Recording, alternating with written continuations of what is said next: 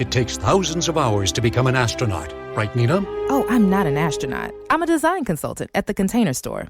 But you explore space. I help you find space with our Alpha Closet systems. And you're an expert. Pretty good at it. And you use satellites to communicate. I'm doing more virtual in-home closet designs, but I wouldn't say... We salute you, astronaut Nina, for helping us find space. You're welcome.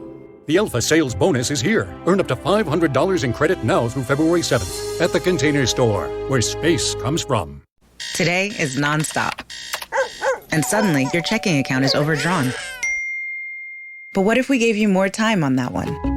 At Huntington, if you accidentally overdraw your account by $50 or less, we've put a $50 safety zone in place, so you won't be charged an overdraft fee. It's one more way we're looking out for you, so you can have time for what matters most. Huntington, welcome. $50 safety zone does not apply to returned items. Your account will be automatically closed if it remains negative for 60 days. Learn more at huntington.com/safetyzone. The following is a Hoop Ball presentation.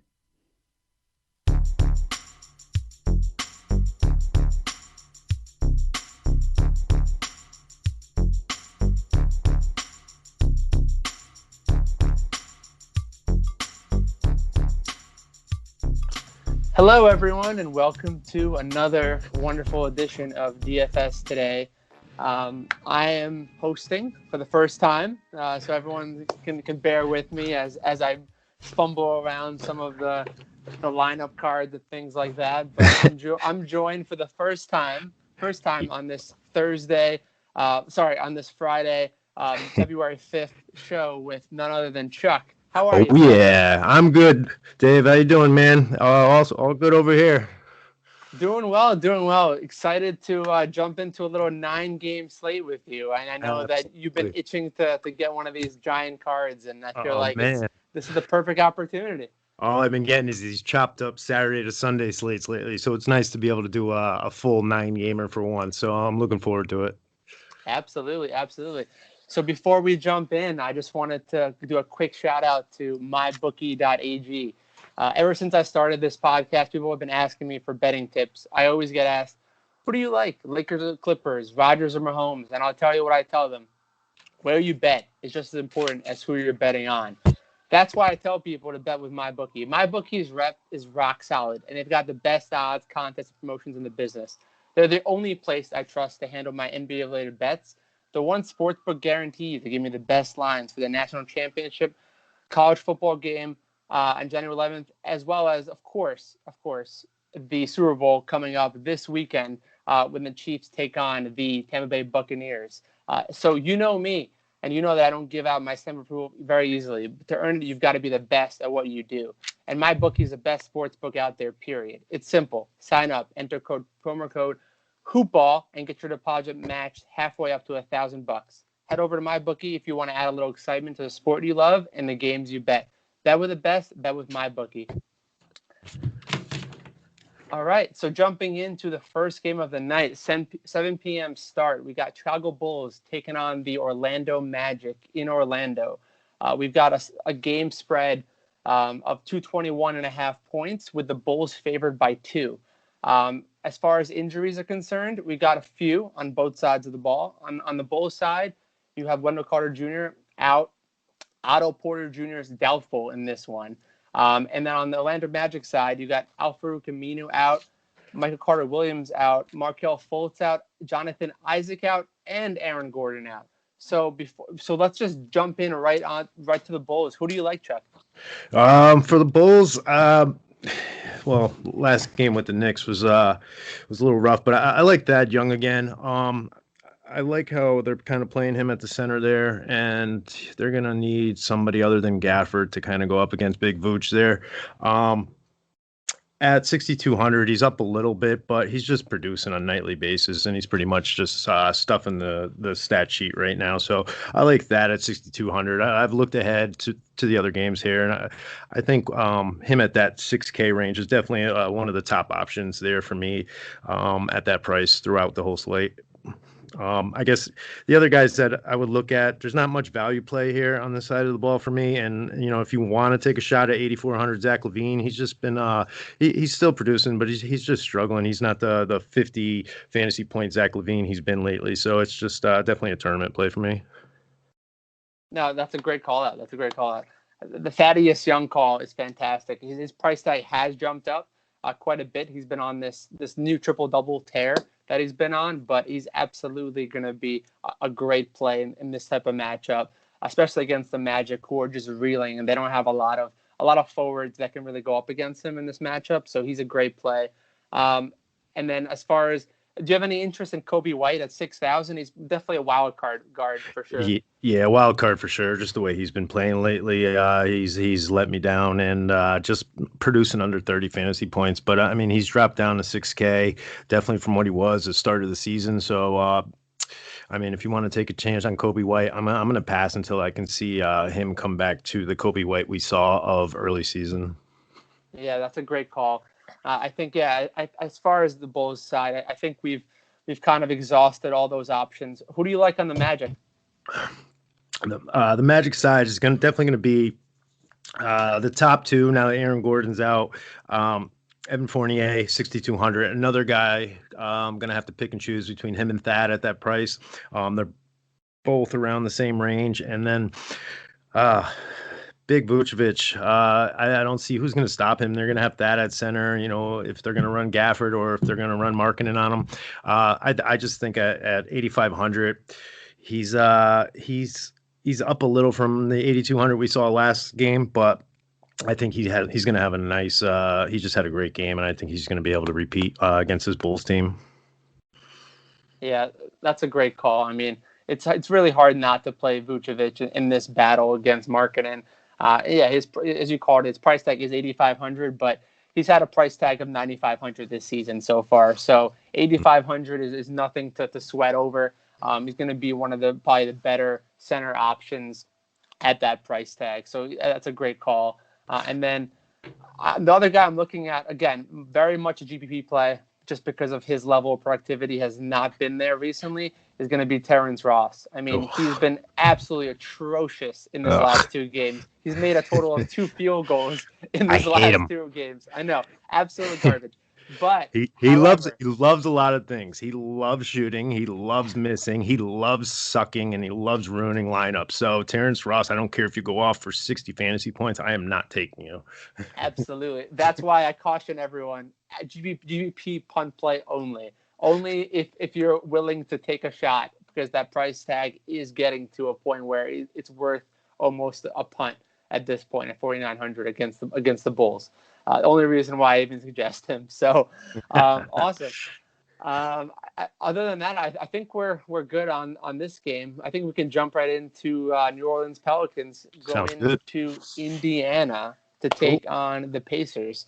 The total is a pretty good 226.5 total, with the Pacers favored by 3 as of this recording. As far as injury news, on the Pels side, there's no injury news to report, which is pretty shocking at this point in the season, with all of the injuries piling up across the board.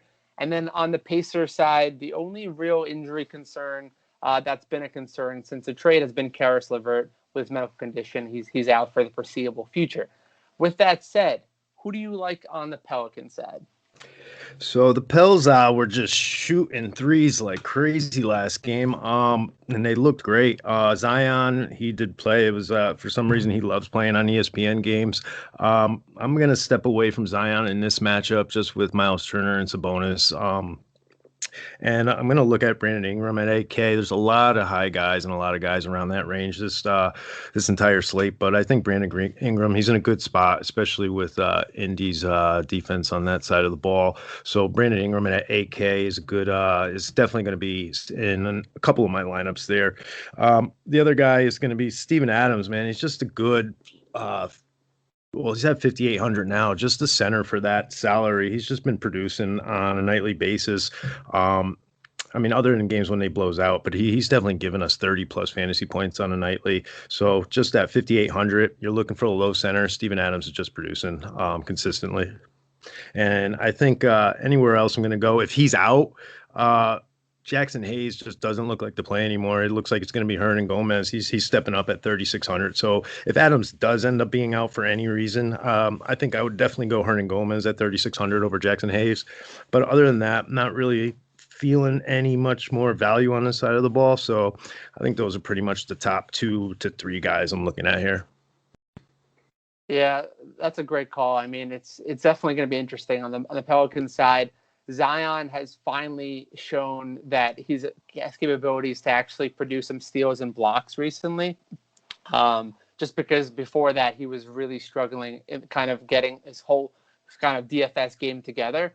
Because he's going to put up plenty of points. His rebounds have been pretty low for a guy with his abilities. I expect that number to start increasing as the season goes on. But as far as this matchup goes against the Pacers are coming off an absolute blowout to the Bucks.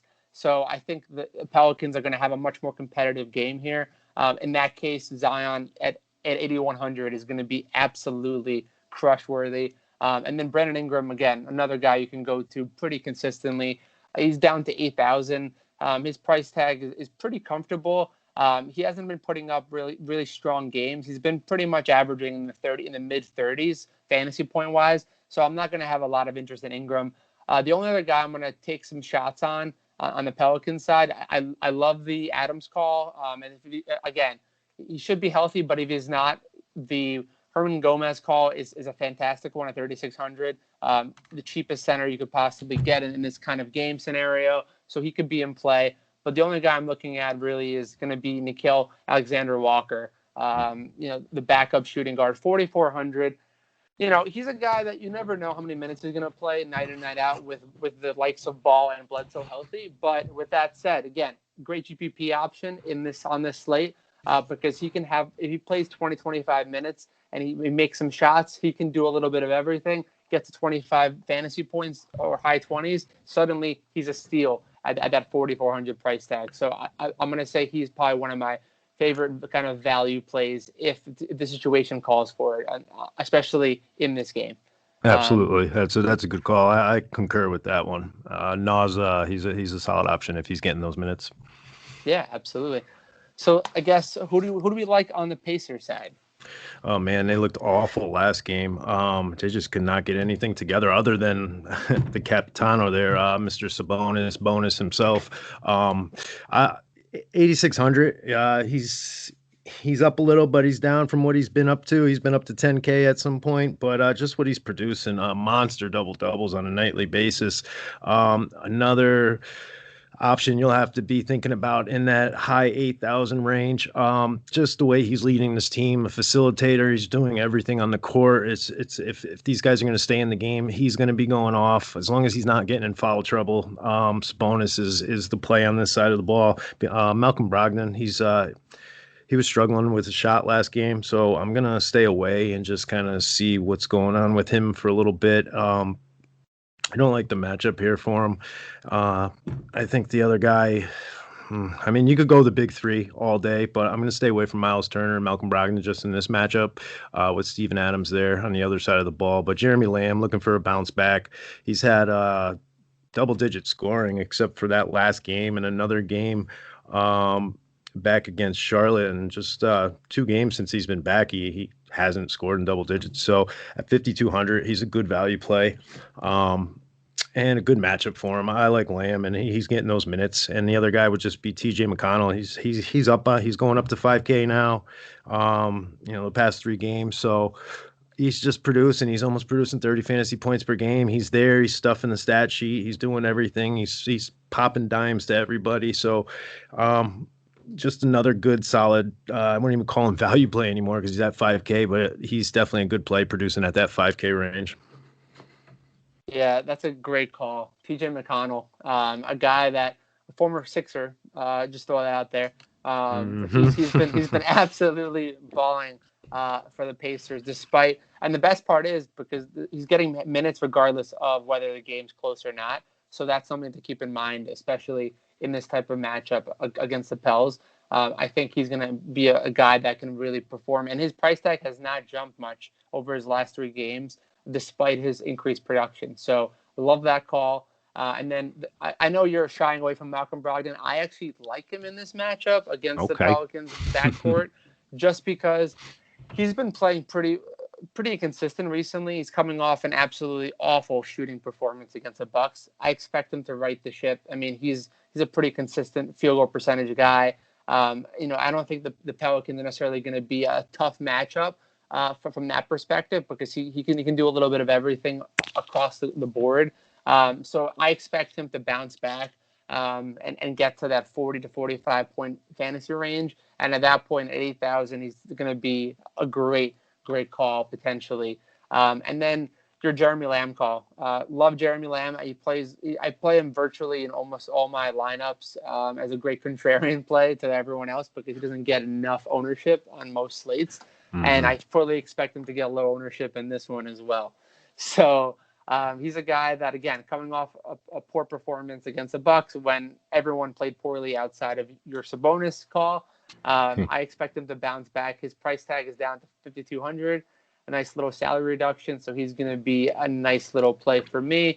And then the final play is my favorite play of this entire game, and that's going to be Domantas Sabonis, 8,600. Still not in the 9,000 range. His price tag has dropped since a couple weeks ago, where he was at over 10,000 even.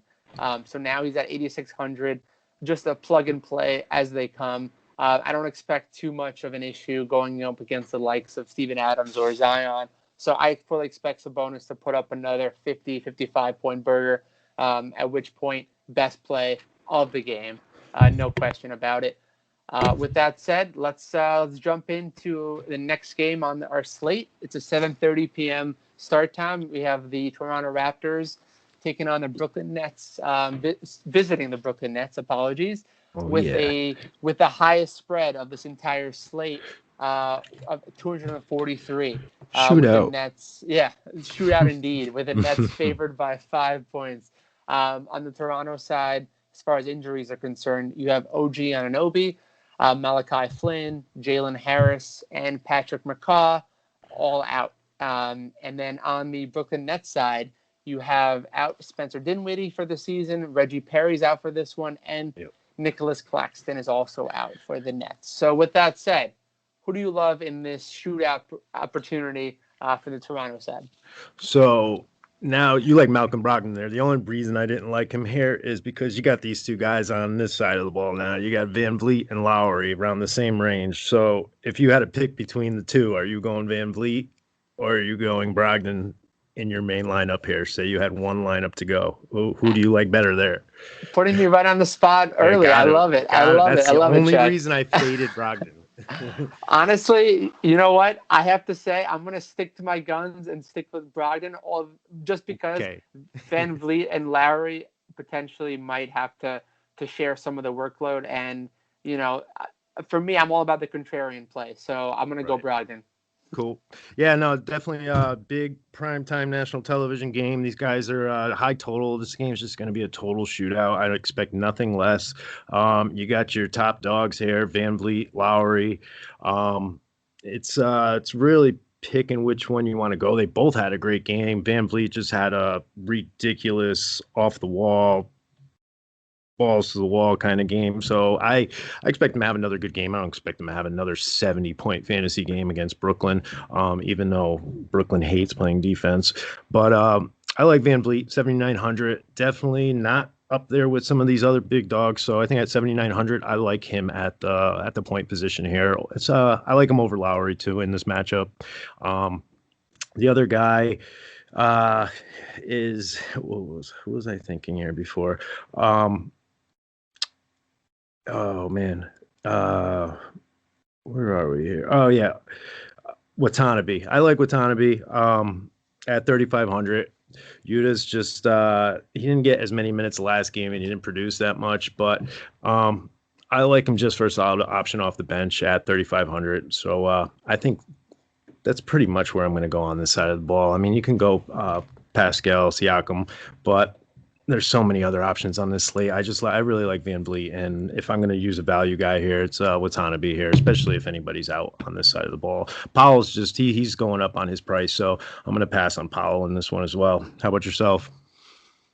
Yeah, no, that's a great call. Like I said, just to be contrarian, I'll go Brogdon, but going Lowry or Van Vliet are both great calls, and they're going to be very popular, I have a feeling, just given the game total and the expectation for it to be one of those one of those absolute lack of defensive efforts between both sides. So Fred VanVleet, 7,900, I like a little bit better as well over Kyle Lowry, 7,800. But it's hard to go wrong with either of them. It's going to be hard, obviously, to get a bunch of these kind of guards in the high 7K, low 8K range, just because there's quite a few that are going to be pretty popular, I think. So that's the only concern.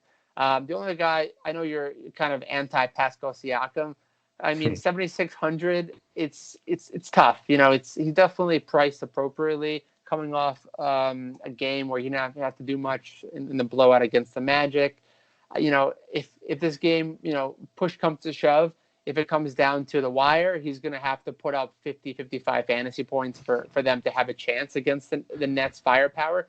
And the Nets don't play any defense so far this season. So with that said, Siakam should be in play, for me at least, and for everyone else, hopefully. And then the only other guy I'm going to throw out there, I know you love Yuta, and Yuta is always a popular play. I think more because of the story versus the potential game, but he's been pretty consistent to your point. Outside of the last game, 20 points a game, fantasy points a game, 3,500 is a very reasonable price tag. The only other guy I'm looking at is Chris Boucher. I have to do it. I have to do it because at some point, Nick Nurse is going to have to play him minutes. I'm trying to envision him in this matchup. How would they play him in here? And it's tough to see him on the court against this Brooklyn team. But if he does and he gets those minutes, absolutely. Good call. That's the only concern, really. But honestly, with the Nets, you never know. They sometimes run a lineup with Kevin Durant at center, at which point Boucher would be a pretty good matchup, you would think. Right. So with that said, again, another one of those GPP punts, kind of like my earlier call with Terrence Ross, but definitely someone to just monitor. If you get any kind of indication that Nick Nurse is actually going to play him 20, 25 minutes, then he is a plug and play, no question, especially if we hear that Aaron Baines might be nursing an injury before the game or something like that. That could be helpful as well. So just some things to keep in mind when you're looking at this game in general. And that's pretty much it on the Raptors side. Who do you like on the Nets? I'm in Shumpert, all in. No, I'm just kidding. So Joe Harris at 5,800, especially if Harden's playing. I'm loving how Harden's just driving to the basket and finding Harris in the corner. As long as his shot's going, and it has been lately. He struggled a little bit last game, but he's just been on fire. And I think Joe Harris at 5,800 is a great option. Other than that, you got your Durants and your Kyries and your Harden, so it's kind of like wherever you want to go there, they're all pretty high. 9,100 Kyrie, 9,600 KD, and 10,600 James Harden. It's Harden's back up there to where we remember Harden being. So I like Kyrie in this matchup. Shootout Kyrie taking advantage, showing up VanVleet from his last game. Kyrie at 9,100 and KD at 9,600. I like those plays over the Harden 10-6 play. That's a great call. That's an absolute great call. I'm with you. I'm 100% with you when it comes to that call. So it's the Nets again. It's the same guys over and over again. Joe Harris, love that call as well. 5,800. That price tag is pretty reasonable. A guy that can absolutely produce. If his shot's falling, he can put up 30, 35 fantasy points in a heartbeat. And his price tag, it's one of the highest price tags he's had in a while. But again, in this type of matchup, if it's a run and gun type of matchup, he's going to get plenty of spacing on the court. And at that point, Joe Harris should light up the scoreboard, especially. So he's a great play. It's really hard to trust Kyrie, Durant, or Harden because you never know who's going to go off at any point. Could be a couple of these guys in this matchup. If this game stays close and it goes into one of those 280 game total types of games that the Nets have played recently, absolutely going to be looking at Kevin Durant at 9,600. He's been priced over 10,000 for the most part. So you're getting a discount at Kevin Durant. So anytime you get a discount on Kevin Durant, it's hard to fade it, especially against the Raptors. So I like Kevin Durant, and then Joe Harris probably is my number two play. No one else really in the Nets kind of speaks to me. as someone that can really go off. DeAndre Jordan was fun for a while when they were giving him some heavy minutes, but now he's getting under 20 minutes virtually every game. So not a lot of love on the DeAndre Jordan side. And that's pretty much it from this game. Before we move on to the next game, I want to make a quick shout out to the Brews Letter. We need to pause the show for a big announcement, and it's a fun one. It's free stuff, everyone. Everyone loves free stuff. What's the stuff, you ask? The Brews Letter is back. Oh, yes. Back and fresh for the 2021 NBA season. Our founder, Aaron Bruski, is writing an email newsletter filled with his most intimate fantasy nuggets. It's exclusive content you cannot find anywhere else, too. It's not on the website. It's not on any podcast. It's not on any social media. It's only in the email newsletter, and you can sign up to get it for free. Just go to bit.ly/BrewsLetter2021 and sign up in 10 seconds. Again, the site is bit.ly/BrewsLetter2021. Aaron Bruski, everyone. Straight to your inbox. Enjoy. All right. Awesome. Going into the next game, you have Milwaukee Bucks going to travel to Cleveland. Poor Cleveland. 7:30 p.m. The game total is 228.5. The Bucks favored by a whopping 10 points. 10, huh? Wow. Yeah, it's the largest spread so far on this slate. It might possibly be the largest spread we're going to see on the slate as well. Yeah. Going into the injuries, on the Bucks side, there are none. And then on the Cavaliers side, you have Matthew Dellavedova, who's out for this game. Larry Nance is also out. Kevin Love is out. And as far as questionable, the forever questionable Colin Sexton with a neck strain. So with that said, who do you like on the Bucks? On the Bucks side here, huh? So Giannis at 10-8. I'm just gonna stay away from this from looking at that 10 line there, blowout potential. So many better options to look at with better matchups and better games going on. Drew Holiday, 7,700. It's just been consistent. He's hitting shots. He's playing defense. He's giving us rebounds, assists, steals, the occasional block. Just a solid option at 7,700. Brook Lopez is going to have to be out there with Drummond or Jared Allen, whoever they run. 5,100, another great low mid-tier center option to go with. When he's out there, he's producing, and he's hitting value at his 5K range. So Brook Lopez isn't a bad option at all. Not much value on this side of the ball. So I think if I'm fading Giannis, I'm looking more at the Middleton, Drew Holiday, and Brook Lopez. If I'm really looking for blowout in my lineup, I'm going to be looking at Bobby Portis at 5,400. Just always a solid option, hitting 40 fantasy points, plus 40 fantasy points in the past 2 games. Just a fantasy point per minute monster. And at 5,400, if this game is what it's saying it's going to be, he's going to be out there probably doing that again. So it's pretty much on this side of the ball. Not much value for me over here. But how about you? Yeah, that's a great call. So let me ask you this. Are you playing Giannis at 10,800 on this slate? I'm going to have to play Giannis somewhere, yes. Is he going to be in my main lineups that I'm going to be depending on? Probably not. So I'm definitely going to have some shares of him. I'm not going to be banking on him in every lineup, no. Fair enough. I have to give you a test there, but for me, I would not be playing Giannis for the most part just because of the blowout potential. He should be getting 25, 30 minutes, and we all know Giannis can go off in this limited amount of playing time. I just think they're just better plays on the slate. There's not a real need to chase Giannis's price tag unless you really want to. Just given a lot of the plays that are going to be under 10K that we're going to go through as well. Right. So the only reason why I'm not going to go Giannis. But as far as on the Bucks side, Chris Middleton, 7,800. He's a guy that if the game ends up being a blowout potential, certainly a guy that should be able to hold some value despite a blowout potential. He hasn't really been looking for the ball and hasn't been really shooting much recently. Just something to keep in mind because his price tag continues to drop a little bit because he's only putting up between 6 and 10 field goal attempts a game recently. Right. So I'm wondering if he's being very passive, and this could be the game where he decides to start start to go off and potentially, put up 20 shot attempts. If he puts up 20 shot attempts, then he's a smash play. But I foresee him being more in line with recent games, and therefore I'm not going to have a lot of interest in Chris Middleton. Drew Holiday, 7,700, certainly someone to look at. He's been up until the last game, which was a blowout, he's been very consistent, putting up 45 fantasy points in the last 3 before that last game. So if this game becomes a blowout, again, becomes more of a flyer just because of, he's not going to get the same run, and therefore his price tag doesn't become as interesting.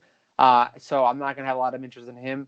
You touched on it. The only guy I'm looking at on the Bucks side is probably going to be Bobby Portis. In a blowout scenario, Bobby Portis should go off. Simple as that. In his last 2 games, he went for 41 and 44 fantasy points. I mean, the guy's an absolute stud when he gets the run. And if this game closes out early at halftime, he's going to get plenty of second half opportunity. So if you're looking for a value center power forward option, Bobby Portis is fantastic at that price tag. This morning, Jen woke up, made 3 breakfasts, did 2 loads of laundry, and 1 conference call. But she also saved $25 because Jen uses a new innovation from Huntington called Money Scout. It analyzes Jen's checking account to find money that's not being used and moves it to her savings automatically. Learn more and enroll at huntington.com/moneyscout. Huntington. Welcome. Message and data rates may apply to text alerts. Money Scout is subject to eligibility, terms and conditions, and other account agreements. Member FDIC. Good afternoon. Would you like to try a free sample of our double fudge brownie? Oh, sure.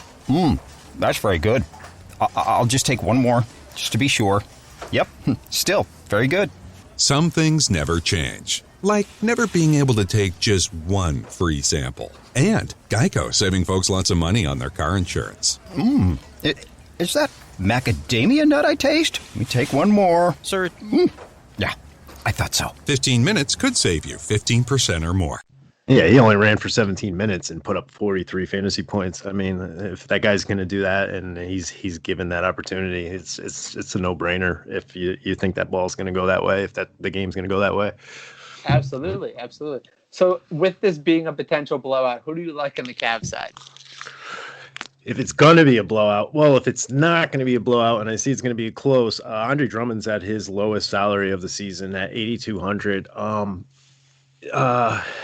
Yeah, it's tough to play him with all these options here. But Colin Sexton's questionable. I don't know if he's scared of that Drew Holiday defense and is just kind of going to sit this one out. But if Sexton is out, I'm definitely looking at Darius Garland at 5,800.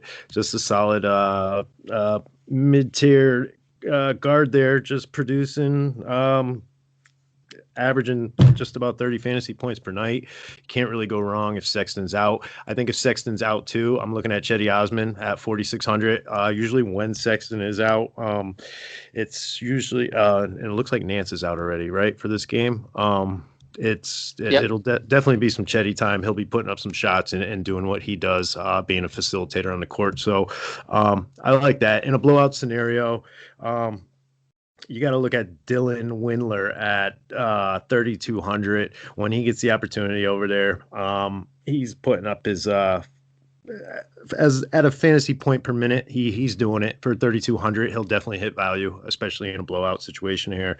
Other than him, it's pretty much all I really can recommend here on this side of the ball. So the balls, if this game, if I'm playing a lineup where this game's going to stay close, I'll play some Drummond at 8,200 only because he's at his cheapest. He's been coming off that last game. But yeah, Sexton out. I'm going Garland. I'm going Cedi Osman. How about yourself? Yeah, with the Sexton news is going to come down to tip off as we expect with Colin Sexton injury news. So we'll probably lock in Sexton, and then he's not going to end up suiting up. So 12 minutes later, yeah, right. So with those expectations, Darius Garland is a great call. 5,800. He's really been coming on since coming back from injury. I think he's going to be a guy that should get plenty of run despite a blowout opportunity. in the last game against the Clippers, it was a blowout, and he still played 35 minutes and put up 30 fantasy points. So I love Garland at 5,800. He's probably my favorite play on the Cavs side. And then Drummond is a great call. Coming back 8,200, should be able to put up a pretty good number. My only concern is, again, the blowout opportunity. If it is a blowout, he's not worth 8,200. But if it stays close, he's going to smash that number. So it can go a pretty wide spectrum of results here. But I expect a blowout, so I would not be playing Drummond. The only other guy I'm looking at on the Cavs side who I play can never get right for whatever reason is Taurean Prince. He's at 4,500, and he can put up fantasy points. With Larry Nance out and Kevin Love out, he should be able to get some starter minutes and be able to produce. Again, not a guy that's particularly reliable, but at 4,500 in a blowout opportunity game, definitely worth taking a shot on Prince. He's probably my second favorite play behind Garland, followed by Drummond on the Cavs side. Awesome. So unless you have anything else, I think we can jump right into the 8 o'clock games. I'm good with that. Excellent. So the first game up, starting at 8 p.m., is the Utah Jazz traveling to take on the Charlotte Hornets. There is no spread or there's no line or spread for this game at the moment. And on the Utah Jazz injury front, it is currently not available because they are playing right now. So it's a back-to-back set for them. The home team is Charlotte. And on the Charlotte side, you have a few injuries of note: P.J. Washington and Jalen McDaniels. And Powerball is Terry Rozier. So with that, second leg of a back-to-back, who do you like on the Jazz? So, the Jazz side here. Yeah, I'm just I'm not liking the games. Just the way Spider Mitchell and Conley been playing lately. They're just not hitting their shots like I've been wanting them to hit their shots. Jordan Clarkson, he went off again tonight. He hit 5 for 8 from three-pointer. From 3-point from the arc. He had 23 points, 7 rebounds. Just a 6-man. He's doing it, and at his price there, he's not a bad option. Where's he at? 5,500. Man, that's not a bad option for what he's been doing and producing, and he went off tonight. The other guy, Bogdanovich, another guy who went off tonight, 21 points. Solid option every night. Not every night, but he's producing what's he averaging? 23, 24 fantasy points a night. He's getting the shots. He's putting them up. He's 10 to 15 shots every night. The other matchup wise, if you're going to be going against Zeller or you can probably have Miles Bridges down there, Rudy Gobert. I just see him eating up tons of rebounds on this and just killing it on the paint for this matchup. 7,400, another good center option if you're looking to not spend as high as the Vooches and the Drummond. So I'm going to stay away from Mitchell and Conley just based on their game lately, and Gobert, Clarkson, and Bogdanovich I like on this side of the ball. Yeah, that's definitely kind of what I was envisioning as well. So, I mean, the Jazz are coming in, again, back-to-back set. I fully expect this game to actually be one of the lowest scoring games of the entire slate. So, therefore, I would not be targeting many guys. The Jazz should be pretty significant favorites, especially with P.J. Washington out. Despite them getting Terry Rozier back, I just don't expect them to potentially keep this game close, just because the Jazz have just been playing such great ball recently. Despite of, you called it Mitchell's shooting issues and shooting woes, they've still been able to get it done, and that's why they're number one in the Western Conference, which is incredible. Hey, puppy. So on the Jazz side, I love Jordan Clarkson, 5,500. He's going to be absolutely a smash candidate. This game should not stay close by any means, and which point Clarkson's going to get plenty of run. And like you said, he's coming in confident off of a great shooting performance tonight. Should absolutely replicate that in this game. So he's my favorite play on the Jazz side. And then I'll have a little bit of interest in Rudy Gobert just because I don't foresee him getting many minutes if this game ends up being a blowout. 7,400 is a great price tag to play for Rudy Gobert on any slate, but there's always that risk of blowout. And if it's a blowout, he's just not going to get the fantasy production like we've seen in previous games. So that's pretty much it for me on the Jazz side. I think, who do you love on the Hornets side, if anybody? Who do I love? Well, if with Rozier news coming back, I think LaMelo. I don't know. They said he might be starting going forward, but we'll have to see about that. 7,100. He does look like a wizard out there, just doing everything. He looks great out there last game.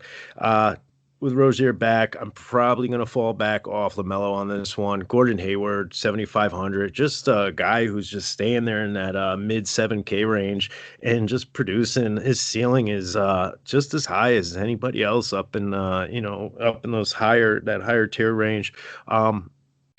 Yeah, Gordon Hayward, even if it is a low scoring game, I like him just to produce and give us those 40 fantasy points, and just to have that guy locked in my lineup, and I trust him on a nightly basis. So especially in this matchup, he's gonna have to be. Utah shoots a lot of threes, and somebody else is gonna have to be doing it on the Charlotte side of the ball.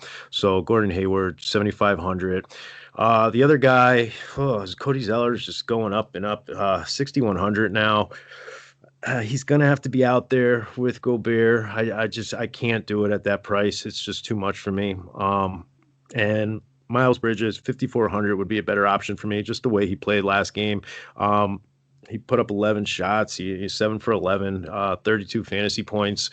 And he's going to be given those minutes now that P.J. Washington's out. So Miles Bridges. And if you want to take a shot at Malik Monk repeating a 9 3-pointer game again, go ahead. I'll probably have a share of him just to see what he does and not miss out on that. So Malik Monk, 4,500, not a lock and load at all, but Gordon Hayward and Miles Bridges I'll be looking at a lot on this side of the ball.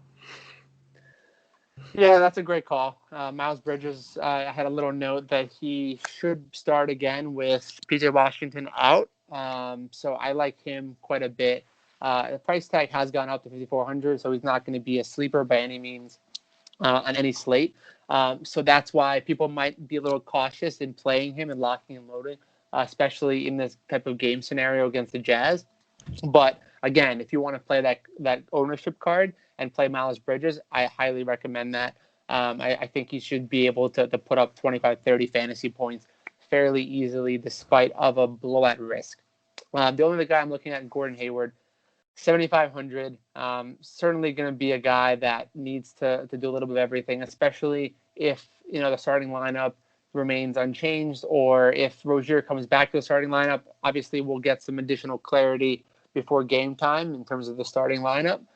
Despite all of that, Gordon Hayward, his price is to a point where you can certainly play him or fade him depending on the matchup. I don't necessarily love the matchup against the Jazz, so I'm probably not going to play him too much. I'm really going to be focusing on Miles Bridges just because he should be able to get plenty of opportunity despite of game total. LaMelo Ball is just priced a little bit too high, just given his recent play, 7,100 against the Jazz. He has not been distributing as much as we've seen in the past.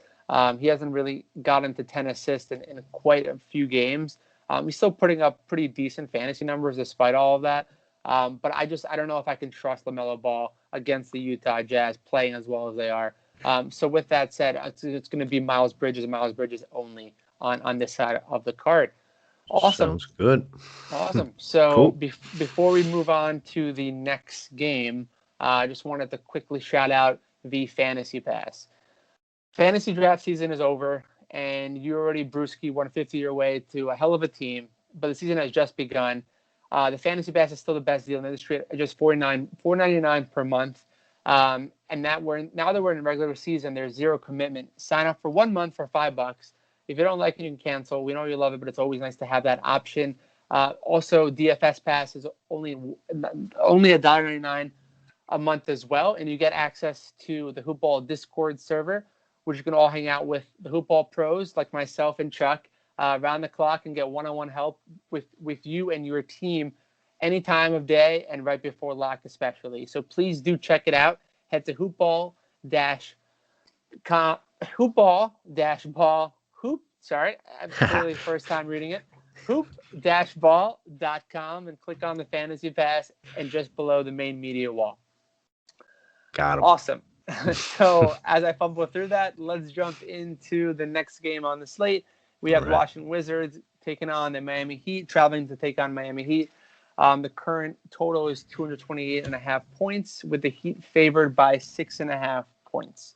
On the Wizards side, you have Thomas Bryant out for the year, and you have Hall Nato, who's also out for this game. And on the Miami Heat side, you have Avery Bradley out, Maurice Harkless out, Myers Leonard out, and Chris Silva out. And as far as probable tags, you have Gabe Vincent and Goran Dragic.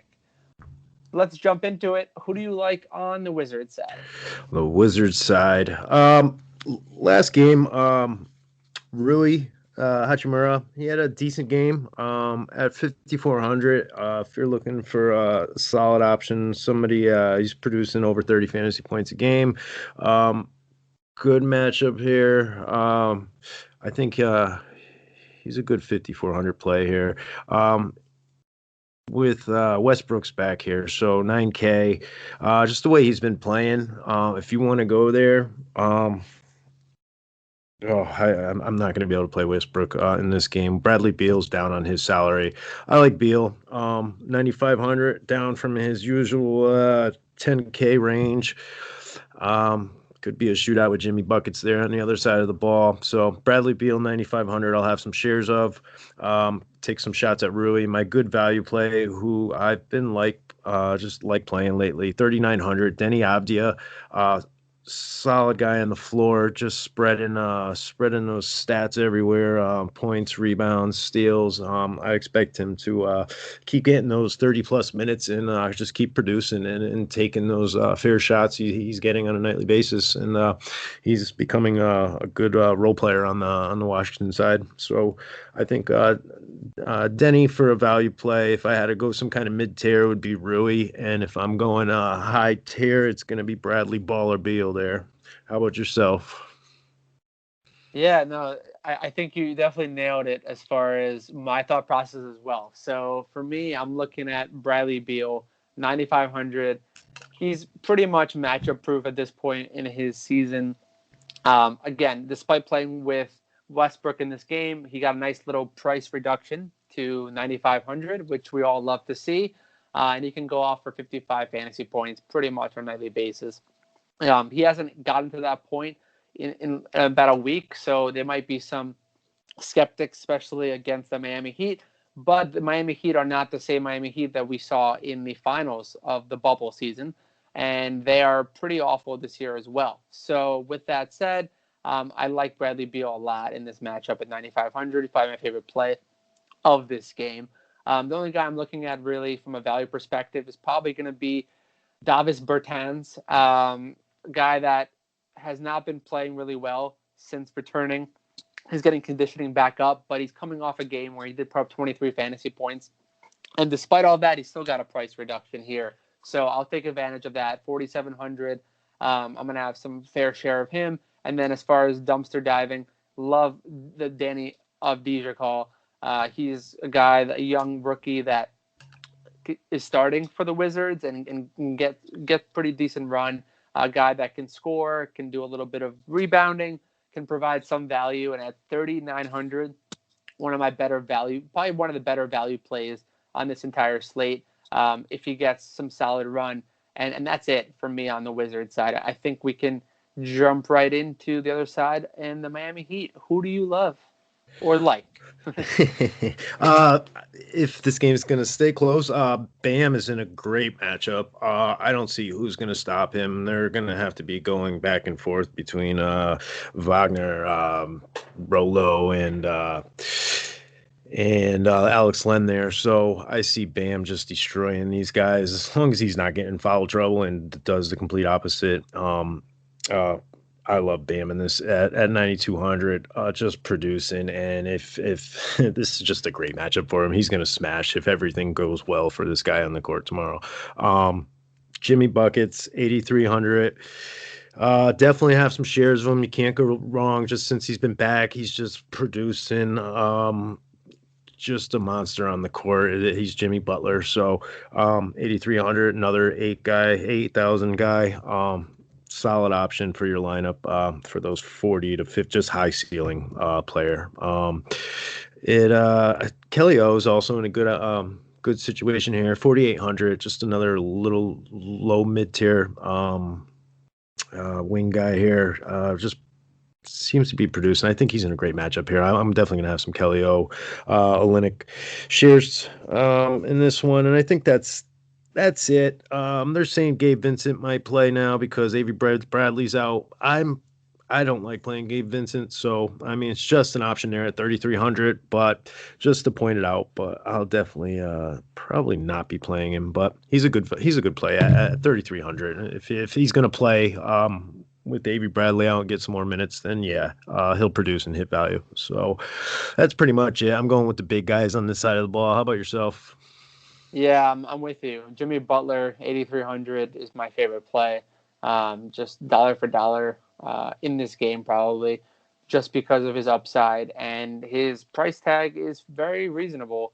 Coming off a near triple double in this very same matchup, a guy that should be able to consistently flirt with that triple double ability, and that price tag is great. I actually like him a little more than Bam, just because of the price tag. It's $900 cheaper. Bam, again, should smash in this matchup, and he's been smashing. But that price tag is pretty high, and I don't expect the Wizards to be as close as they have been, despite Westbrook coming back. I don't foresee, despite the close spread and this game matchup, I don't see it being an opportunity for Bam to really have a 50-point game, which we'll probably need to get some juice out of that 9,200 price tag. So Jimmy Butler is probably my favorite play. Gabe Vincent, again, you called it. People can take some shots on him. I'm not going to be looking at Gabe Vincent because I don't think he's going to get much usage with Butler and Dragic in the fold. But 3,300, he's a great play versus the outrageous price tag of Kendrick Nunn. Somehow he's still priced at 5,600. He didn't even play in the last game, so I have no idea why he's even on there as a mid-tier option. So that's just a fun call out. So yeah, that's it for me. Butler, some interest in Bam, not much, and then definitely a very slight to no interest in Gabe Vincent as well, and that pretty much sums it up in this game. Awesome. Jumping into the next game, we have the Minnesota Timberwolves traveling to take on Oklahoma City Thunder at 8 p.m. Eastern Time, and on the injuries for the Minnesota Timberwolves, you have Jared Culver is out, Karl Anthony Towns is also out. And questionable tags, you have Juancho Hernan-Gomez, D'Angelo Russell, and probable is Naz Reid. On the Thunder side, you have a boatload of injuries slash demotions, including Luguentz Dort is out, Trevor Ariza is out, Shai Gilgeous-Alexander is out, George Hill is out, Ty Jerome is out, and Alexei Pokusevski is also out for the Thunder. Who do you like on the Minnesota side of the ball, Chuck? Value over here everywhere, huh? So with Russell, if he sits, I've said it last time, I'm not a fan of it, but it's always an option. McLaughlin at $3K minimum salary. He's going to get some run with him out. He'll probably get 20 to 25 minutes. $3K, if he's starting or even just getting those 20, 25 minutes, he's going to hit value. So if you need a guy to hit value and you're putting some more studs in your lineup, McLaughlin's not a bad option. So this team, they're just letting their star kind of run the court, and they're letting their draft pick kind of do what he wants to do right now. Anthony Edwards getting those starter minutes, and he produced a few games ago, but I expect him. He's just doing everything. He's looking to just kind of show what he's got, and this is a good matchup against everybody's out over here on OKC. So against a young OKC team, I see Anthony Edwards just great game for him just to really go off here at 5,500. I'll definitely be locking the load on Anthony Edwards in my lineups. Malik Beasley, when Russell's out, he's doing it 6,400. I mean, you can't go wrong with Malik Beasley. He's giving us fantasy points every single night. So great option with Russell out. Malik Beasley, Anthony Edwards, Jared Vanderbilt just seems to be kind of dropping down. He went to the bench and he only got 16 minutes in previous game before that, 19. So I'm gonna stay away from him at 5,100. I did love playing him, but it just seems like a fade these days. But other than that, I think on this side of the ball, that's pretty much it. I'm not liking any value other than that McLaughlin play. So yeah, what are you liking on Minnesota there? Yeah, on the Minnesota side, it's tough because you definitely called it. I mean, the Russell news was going to impact everyone's lineups. If Russell plays, I don't have much interest in anyone on the Minnesota side outside of maybe Malik Beasley at 6,400. He's always going to be able to get shots. It's a matter of whether he's going to be the primary go-to guy or the secondary go-to guy if Russell plays. So I like Beasley, and then Anthony Edwards, again, great call, 5,500. If Russell sits, Edwards should slide into the starting lineup, and he becomes a nice little mid-tier value play as well on this slate. So I like him. The other guy I'm actually looking at is Naz Reid, 5,400, a guy that should get plenty of minutes in this matchup against the Thunder. The Thunder, again, are not going to be necessarily the strongest team from as far as health standpoint. So Naz Reid should be able to absolutely eat at 5,400. We've seen what he can do with minutes. In his last game, he put up 30 fantasy points, and he only shot the ball 7 times. So that just shows you his ability to fill up the stat sheet across the board. He's had games where he's had 45 fantasy points this season. 5,400 is a great price tag to play for a guy that should get plenty of run. So Naz Reid is my favorite play on the Minnesota side of the ball. I'm booking it right now. And then awesome. And then on the Thunder side, who do you like? So when we saw Shea sit out last game, who stepped up? Darius Baisley, 5,700. He finally showing us that Darius Baisley we remember. 41 and a half fantasy points last game. Double, 18 points, 12 rebounds. I expect Darius Baisley in this matchup, especially on that other side of the ball, that defense. To have another repeat performance there, 5,700, great play. Another one of those mid-tier center options, Al Horford. He's definitely been just getting the run. With the Minnesota front court defense, I expect Horford to pretty much smash his value and give us 30 to 35 fantasy points in this one. That's what you need. I think 3,500, Kenrich Williams. I don't want to do it. If with all these guys out, with Lou Dort out, he's going to get some run, and he's just a fantasy point per minute monster. Yeah, you can go that route. I'll have some shares of him just to see what he can do. And I think that's enough on this side of the ball. I don't know. What does Santino call him? He's my dude, Diallo. He might be their facilitator there on that side of the ball. 31.8 fantasy points last game with all these guys out, Lou Dort, Shea. I think Baisley and Diallo will be the main guys. I can't go with Theo on this one. His price is so jacked up now. He's just not the value like he was when he was down to 3,500. So I'm gonna pass on that guard option. So yeah, man, it's gonna be. I'm looking at Diallo, Baisley, and Horford mainly on this side of the ball with all these guys out. Yeah, you definitely touched on it. I actually, I'm gonna go one more. I'm gonna go Theo Maladion. Apologies. He is absolutely gonna be in play. Just because even despite his price tag increase, he's going to get plenty of run, and we've seen the defensive upside. I mean, the guy put up a pretty nice, solid fantasy game, 28 fantasy points, and he shot 2 of 12 from the field, thanks to 6 steals and 1 block. I don't expect him to have 6 steals and 1 block again, but he's clearly showing the ability to play defense. If he can hit some shots, he should have no problem hitting value at 5,000. I actually love him as well. You touched on it. Darius Baisley is going to be in play. Should get plenty of usage in this game. because of the fact that there's so many guys out. He's going to finally be able to really unleash his full court ability. And he's coming off a nice little game with a price tag hike of $500, $5,700. I'm not too worried about it in this game against the soft Timberwolves defense. So I love Baisley. Those are my two favorite plays. And then I'll have some interest in Hamidou Diallo, as you touched on it. He's just a guy that can just throw up shots and can produce across the board. His price also has increased a little bit, given his new opportunity, new starting lineup position. I still have no problem going back to the well with Hamidou Diallo in this matchup against the T-Wolves. So I would rank, as far as my favorites, it's going to go Maladon, followed by Baisley, followed by Diallo in that order.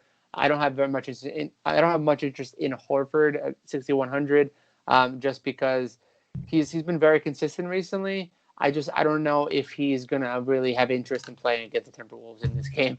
As simple as that. I just don't know if he's going to have the veteran guile to really go up against them. So I'm probably going to steer clear away from Al Horford in this game.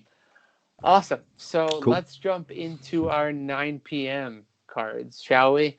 All right. We have Detroit traveling to Phoenix to take on the Suns. Pretty awful game total of 215.5, with the Suns favored a whopping 8.5 points, which is incredible. On the Pistons side, injury-wise, you have questionable Wayne Ellington. And as far as who's out, you have Killian Hayes and Jahlil Okafor both out for the Pistons. On the Suns side, you have Jay Crowder, who's popping up as doubtful, and questionable is Abdul Nader. And as far as who's out, you have Cameron Payne and Dario Saric for the Phoenix Suns. Who do you like or love on the Detroit Pistons in a pretty much defensive battle here? Yeah, so at a value play here, guy I'm looking at, especially running with this young Suns team, is if you really want to dig deep, is Isaiah Stewart. Where'd he go? 3,200 there. Just a guy who's going to be getting some run. I've been watching him on the court, and he's looked pretty solid. He's not giving those fantasy points yet, but I think this is a good matchup for him. If you really want to dig low at 3,200, Isaiah Stewart's a guy I'm looking at to get some more of those big dogs in my lineup. The other guy, with these guys out, if they are out, it looks like I like Josh Jackson. Just producing on a nightly level, 5,100. Just love his game, double-digit real game points the past couple games. Does everything on the court. Is getting the minutes. I love Josh Jackson at 5,100. He's definitely going to be in a lot of my lineups. And the other guy is Delon Wright. 5,600.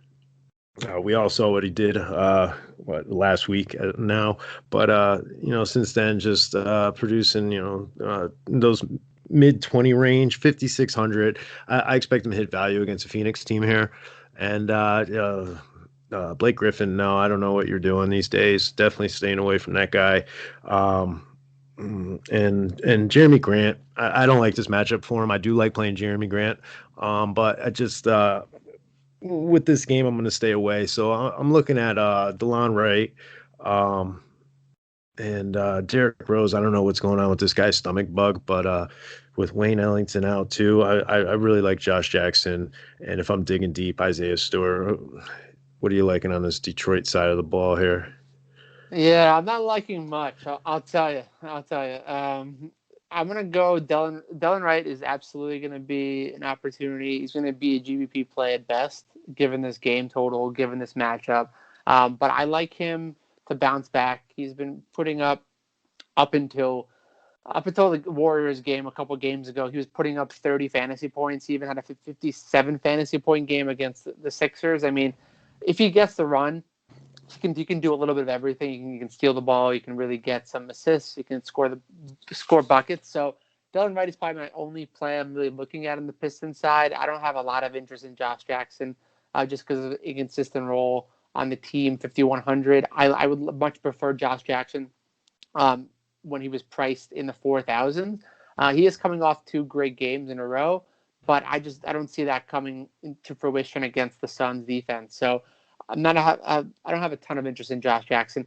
Wayne Ellington, 4,500, a guy that at one point was just shooting lights out. Last 2 games, he has made a whopping 1 field goal.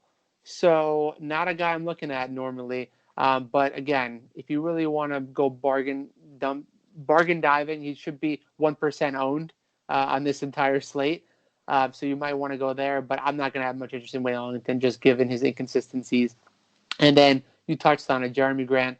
7,000 is a nice price tag for Jeremy Grant. It's probably the lowest it's been since the beginning of the season because his games have been pretty consistent recently. But again, he's going to be a GPP play only, but a solid option on the slate. I'm probably going to have to say Jeremy Grant is going to be number 1 for me on the Pistons, followed by a distant Delon Wright, and that's it. I'm not touching anyone else on the Pistons. I'm going to just say it right now. No one else is going to get any love from me. I think because what I do like about Josh Jackson, if Wayne Ellington, he's questionable right now, if he does sit, then I think Josh Jackson will get the start, and I think he'll get more run there. That's another reason why I'm more leaning towards Josh Jackson there. If Ellington does end up playing and starting, then I'll definitely fall back more off Josh Jackson just to clear that up there a little bit. Great call. Great call. Awesome. So with that said, I think I'll just jump right into the Phoenix Suns. Since, again, this matchup is pretty slow-paced, I don't have a lot of interest on the Phoenix Suns side as well.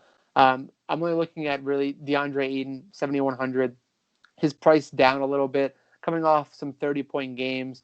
He hasn't really been asked to do much in games against the Pelicans and the Mavericks, but absolutely going to be an option for me given this matchup against the Pistons. I don't see Plumlee guarding him much. He should be able to get the 15, 16 rebounds, no problem. And if he gets a 15, 16 points with maybe a block or 2, suddenly that's a great game for DeAndre. So I like DeAndre. He's my favorite play on the Suns. I'll have some interest in Chris Paul, but his price tag is getting up there. 7,900 is a price tag that's difficult to really process. He was playing fantastic prior to last game, which was a blowout, where he put up 60 and 60 points against the Mavericks in back-to-back games. So he's a guy that you can take some shots on as a tournament play. I just don't see this game staying close, which is why I don't see Chris Paul getting too many minutes. Same thing to say with Devin Booker coming back from injury. Priced 7,500, which is going to be the lowest probably going to see Devin Booker all season. I just don't see him getting a lot of minutes just given this blowout potential. And if this game does become a blowout, as I just mentioned, Frank Kaminsky, 3,400, lock him into your lineups. A guy that a couple of games ago when no one played him, when he was bottom salary, put up 44 fantasy points over the triple-double against the Warriors. So if it's a blowout, Frank Kaminsky is probably my favorite play of this Suns team. Who do you love on the Suns? Yeah, I like where you were going with there. Yeah, definitely Frank.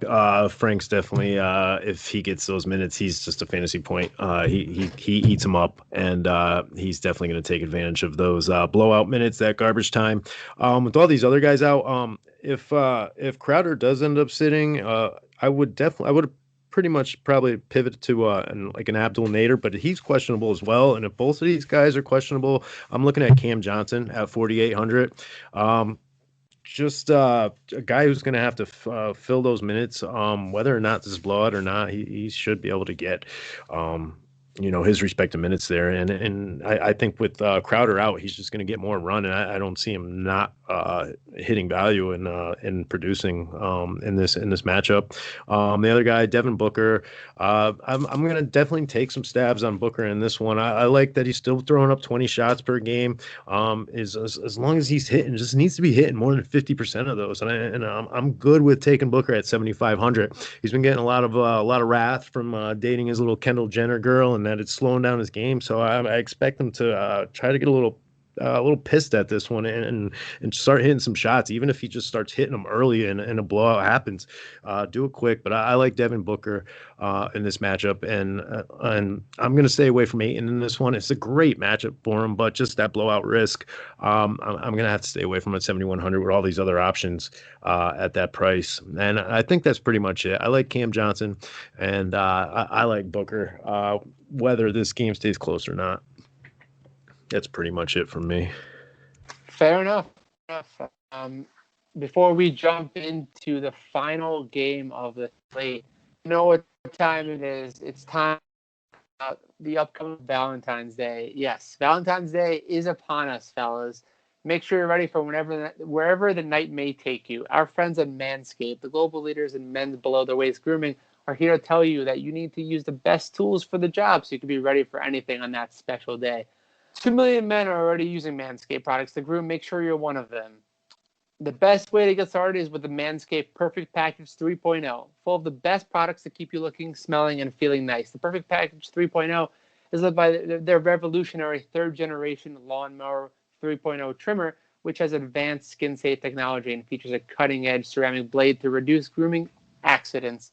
It's also waterproof, which prevents a mess on the bathroom floor and in the sink, especially when it's time for Cupid to shoot his little arrow. And let's be real, we smell the worst down there before. That's why I'm thankful for their Crop Preserver and Crop Reviver. These products keep our boys from sweating, smelling, and sticking. The Perfect Package 2.0 will also come with a pair of Manscaped boxers that will keep your junk feeling fresh all day. It's time to upgrade those overused pair of boxers to Manscaped high-performance anti-chafing boxers. Easily the comfiest boxers I've ever had. Get 20% off plus free shipping with code HoopBall20 at manscaped.com.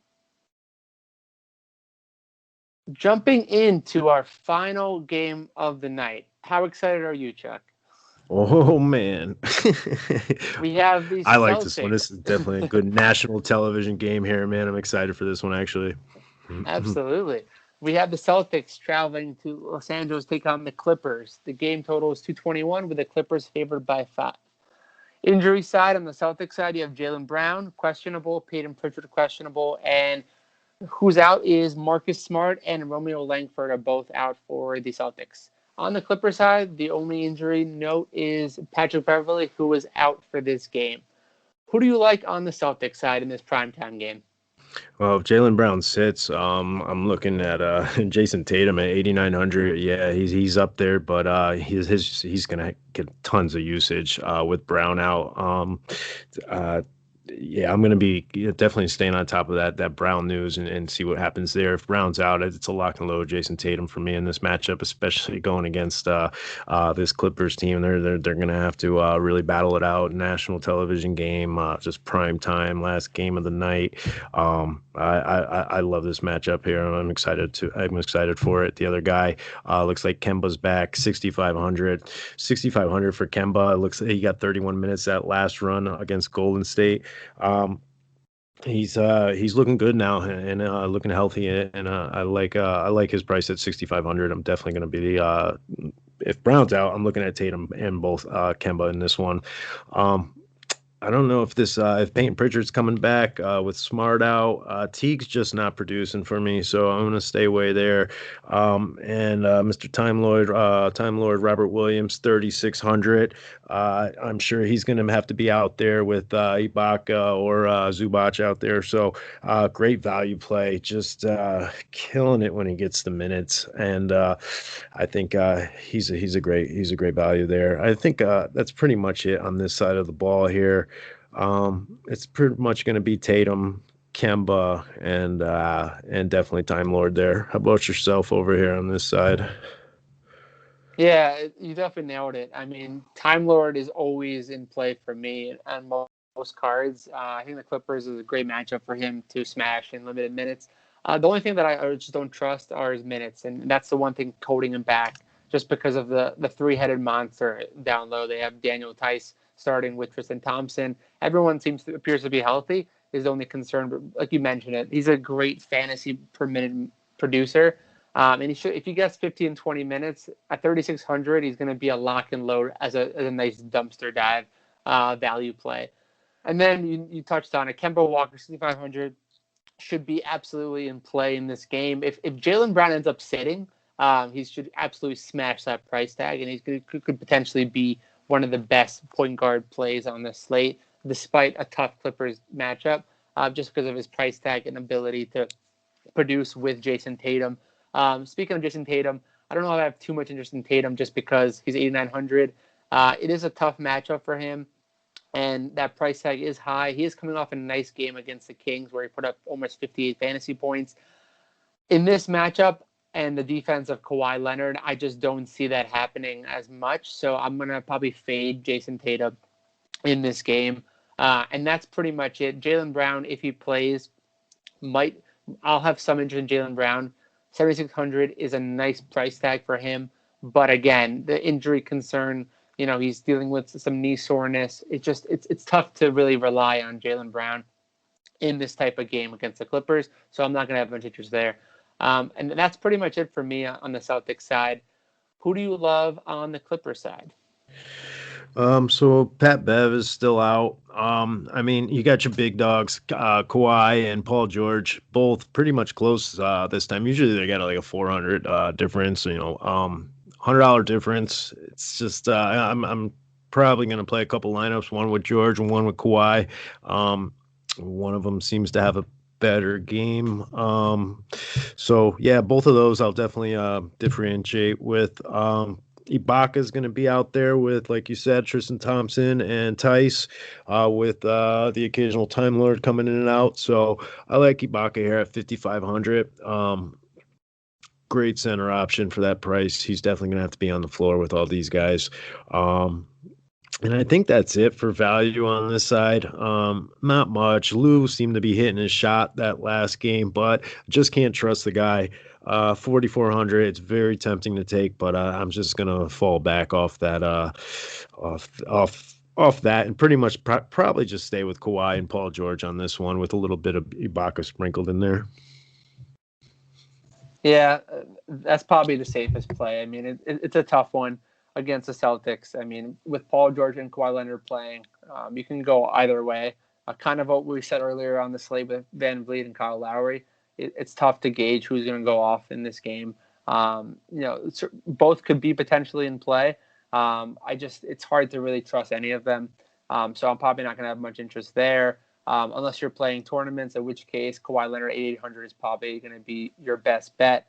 And that's pretty much it. I mean, it's tough on the Clipper side because with a bunch of these guys healthy, you touched on Ibaka, 5,500. Good matchup. It's just hard to trust him. Price tag is really nice as well. So I'll have some shares of Serge Ibaka, and then some shares of Leonard and George in some lineups. But that's pretty much it on the Clippers side. It's really hard to trust anyone else on the Clippers end. And that's pretty much it. I think that wraps up the Clippers. Before we go, who is your favorite value play on this entire slate? Oh man, we got all right. So that's a question there, huh? Yeah, give me a second here for this one. It's, best value play. So we're talking low guys here. Is that where you're going with this one? Yeah, 4,500 and below price tag. All right. Yeah. I like Denny Avdia at 3,900. Just a good matchup. Miami seems to struggle against the Wings, and he seems to be producing at least 20 fantasy points since he's been back from health and protocol. So I like him at that price for value from compared to the rest of these not 100% sure guys. How about yourself, man? That's a great call. I'm gonna go Frank the Tank Kaminsky, 3,400. I just expect a blowout, so you should get plenty of run, and that price tag is just ready to play and get some of the other studs in your lineup. So, with that said, I want to thank everyone for bearing with us and in my first hosting opportunity, and hopefully everyone enjoyed this podcast. You can always reach out to myself and Chuck on Twitter. My Twitter is dmank33, Why don't you tell other people what yours is as well, Chuck? Yeah, you can find me over at Chuck_Manz, M-A-N-Z, aka Monster Trip Dubber. Excellent. And with that said, everyone have a great DFS night, and wish everyone the best of luck. And thanks for joining NBA DFS today. See ya.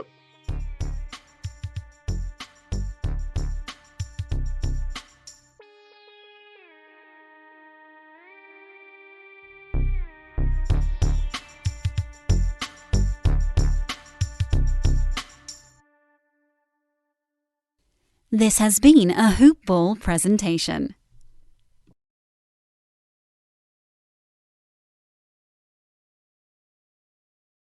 It takes thousands of hours to become an astronaut, right, Nina? Oh, I'm not an astronaut. I'm a design consultant at the Container Store. But you explore space. I help you find space with our Alpha Closet systems. And you're an expert. Pretty good at it. And you use satellites to communicate. I'm doing more virtual in-home closet designs, but I wouldn't say... We salute you, astronaut Nina, for helping us find space. You're welcome. The Alpha sales bonus is here. Earn up to $500 in credit now through February 7th at the Container Store, where space comes from. The wake up early, do a little studying, take the dog out, finish that audiobook until the very end. Finish that workout, then stop by McDonald's for breakfast and somehow manage to do it all before that 10 a.m. meeting meal. There's a meal for every morning at McDonald's. Mix and match a sausage McMuffin, sausage biscuit, sausage burrito, or any size premium roast coffee. Any two for $2. Price and participation may vary. Cannot be combined with any other offer or combo meal. Single item at regular price.